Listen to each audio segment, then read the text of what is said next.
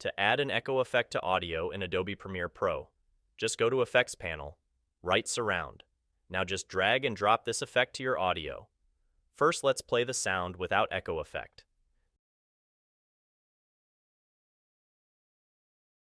This is my story of returning home. Now let's play with echo. This is my story of returning home.